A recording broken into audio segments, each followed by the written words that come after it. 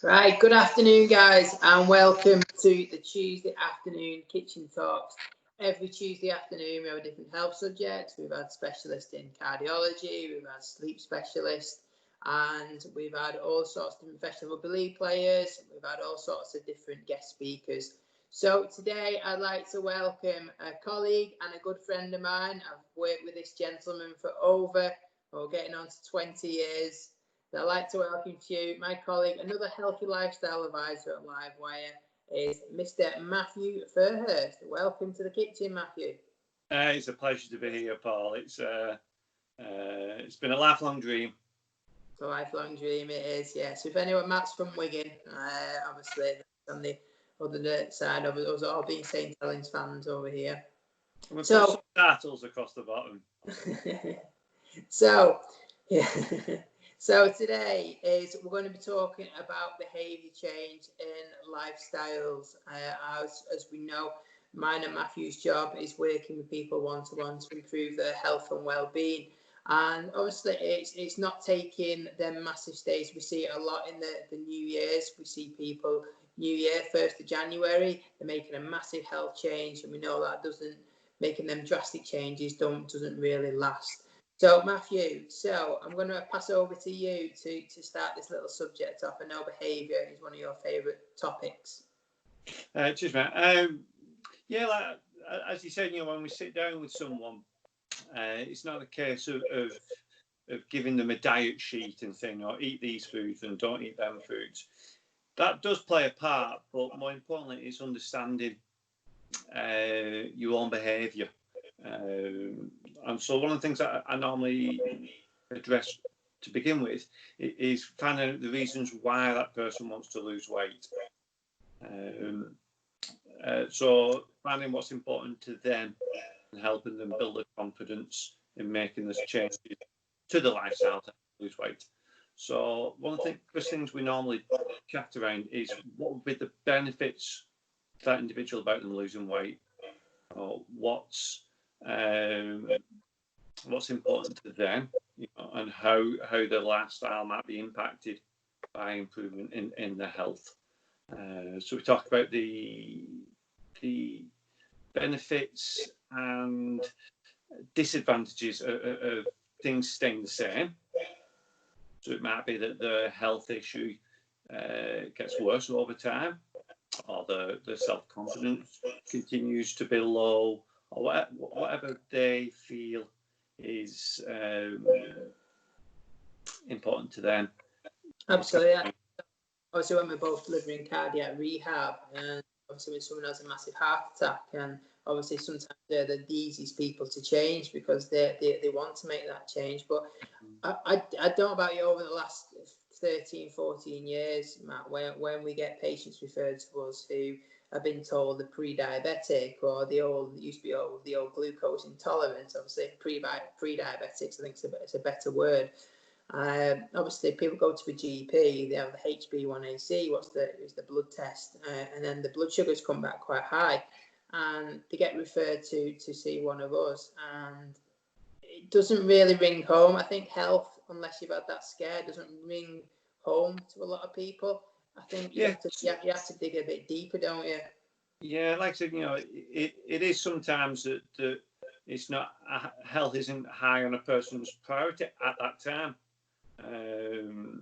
But then that's where our conversation goes around to, of them thinking what better health then would mean. Would it mean that they're able to run around with the grandchildren or the children for longer without getting out of breath?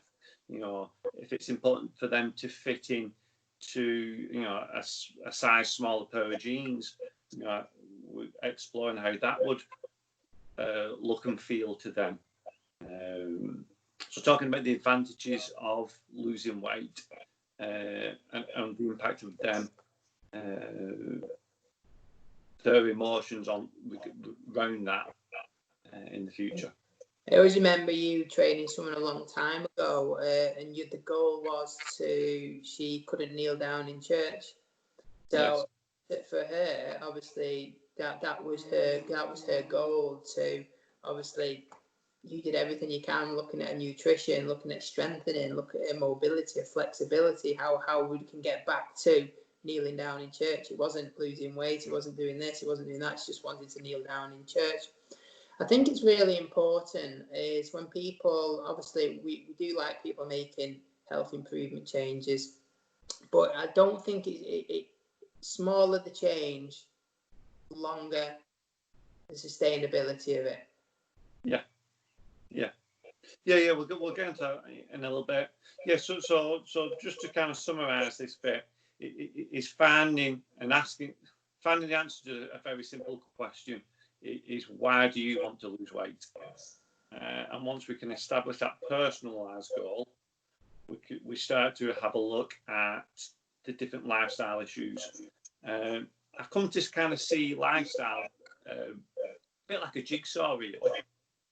There's many pieces to a healthy lifestyle, and when we talk about making changes to that, it's very much like a jigsaw puzzle. Is that you have to find the four corners, I say, of that jigsaw, before you can start putting all the pieces together. So, any ideas what those four corners might be, Paul? Well, it's funny you should say that. With my clients, I tend to use 4-pillar approach. And my pillars is exercise, nutrition, sleep, and well-being, and relaxation. So does that mix your jigsaw? Coincidentally, yeah, it's the same, yeah. Yes, so it's establishing those basic corners, recognising again what's most important to that individual, and that's where our advice and guidance comes in, because those four corners or 4 pillars, as you say, I think they all reflect into each other. So, like, obviously, we know when Dr. Patel was here with us a couple of weeks ago, he talked about sleep. Obviously, and we know sleep affects how you feel, your well-being the next day, how the food choices you make. So it's the knock-on effect. If one of them jigsaws not fitting the pattern, I don't think they won't all join back together. Yeah. So it might be that someone's, some areas of a person's lifestyle is very good. They might not have trouble with the sleep, or the well-being is okay at present. So it might be the physical activity, the nutrition side. It varies from person to person.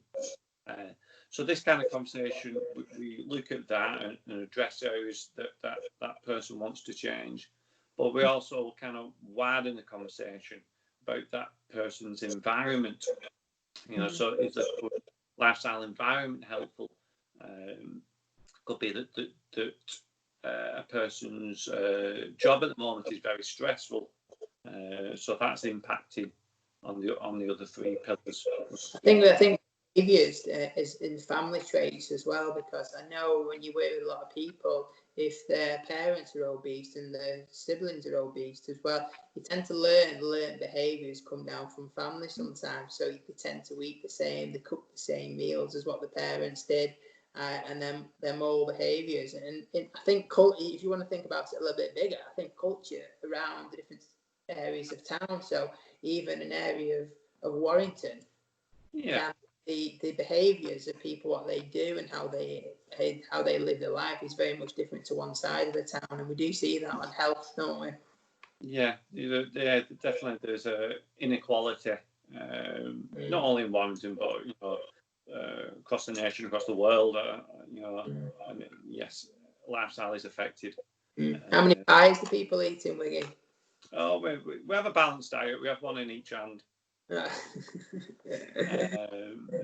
So having a look at those 4 pillars or those 4 corners of an individual's lifestyle, it helps cement a kind of talk around making some changes. So I like to use very much a very gradual or small changes to a personal lifestyle. So if you kind of think back to anyone you've met, Paul, who's gone on a crash diet, and I've lost 4 pounds this week, they might say to you, but then you see them in 3 weeks' time, and that that weight's come back on at +2 more. That's usually down to someone taking too drastic changes, or making too drastic changes that they can't keep it up, they can't maintain, they can't adhere to. So I'll sit down with someone and help them find what small changes they're happy to make. Absolutely, and it can be down to the smallest change, and then you can learn them embedded behaviours then, don't we? So I remember I was speaking to a patient on the phone last week, and I was thinking, she doesn't feel ready to make that change. And I think it's the right time for you to be thinking about these making little changes. Smaller the better, because in her brain she was thinking, that's it now, I've got to change this and do this, I've got to start exercise. I'm thinking, no, think about every little change you make. Think to yourself, can I maintain this for the rest of my life? Yeah, like I said, these last few weeks, if not months, we've all changed our behaviour as a nation. So that's kind of a lot of it was out of our control. One thing was really interesting seeing, I know Dr. Rangi, is it Rangi from the Manchester GP, who talks about behaviours and health, and one of the things he said on one of his podcasts was, what have you learned from lockdown for the better? And what are you not going to go back to after things start to get slightly back to normal? And I remember listening to one of her personal trainer podcasts a couple of weeks ago, and he was thinking she used to get up at 5 o'clock every morning to do her own exercise and to train, and since now she's just took a step back and she started to sleep a bit more, she knows she doesn't want to go back to what she was doing before lockdown. So thinking of analysing what he was doing and thinking, what can you change for the better now? So I often use like a scale of 1 to 10 to help someone make a change. So say for example it's around someone's nutrition, let's say that, and I'll ask them to rate their current diet on a scale of 1 to 10. And let's, for argument's example, that they're taking a 10 as the best their diet could ever be, and 1 the poorest their diet could be. And if they say like a 5, I'll help them to improve their nutrition, their diet by just 1. So the question I ask is, what would it take for you to make your diet a 6? So again, it's just that little change. As you said before, it's the little changes that people can stick with. Yeah. So I'll let you do it with me then. So if you ask me the question on a scale of 1 to 10, what would I rate my diet at the moment? I'll probably rate it about a 7. Right. So what makes it a 7? I try and get vegetables in most days. I eat fruit every day. Drink plenty of water. Lots of lean protein. Lots of healthy fats. Portion control. Keep an eye on my calories. And do you feel ready to make a change up at this time? I'd like to see the change. I'd like to drop a few pounds. So hopefully London Marathon's going to be going ahead, fingers crossed, in October. It's a big doubt, but I'd like to lose a few pounds. I like to eat chocolate. It's one of my favourite foods. Am I prepared to give that up?